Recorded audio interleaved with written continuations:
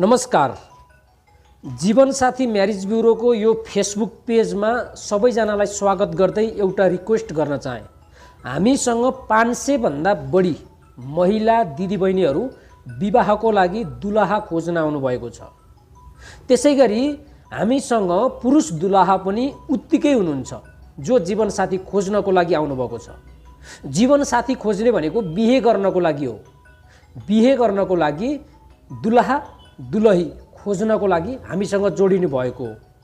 मैले दुई हात जोड्दै के अनुरोध गर्न यहाँहरु समक्ष यो भिडियो लिएर आएको छु भन्दा, हामीलाई सिधै फेसबुकमा धेरै जनाले हाई हेलो म पनि छु, मलाई चाहिएको छ, म पनि अविवाहित हो भनेर धेरैले मेसेज गर्नु भएको छ अनि नमस्कार भन्नु भएको छ।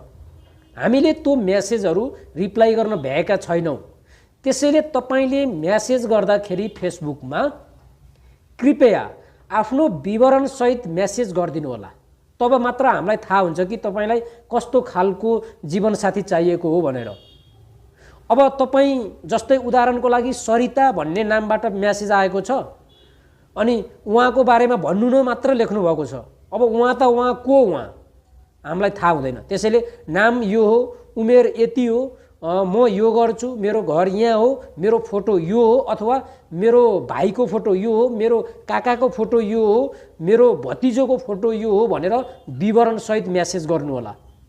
सिधै नमस्कार हाई हेलो भन्नु पर्दैन कि मेरो नाम यो, मेरो उमेर यति, जन्ममिति यति हो, मेरो पढाइ यो हो, म यो काम गर्छु, यहाँ बस्छु, मेरो घर यहाँ छ, मेरो परिवारमा यति जना हुनुहुन्छ र मेरो फोटो यो हो, कृपया यो विवरणहरू गोप्य राखिदिनु होला भनेर टक्क मेसेज गर्नुभयो भने हामीले सबैको विवरण गोप्य नै राखेका छौं।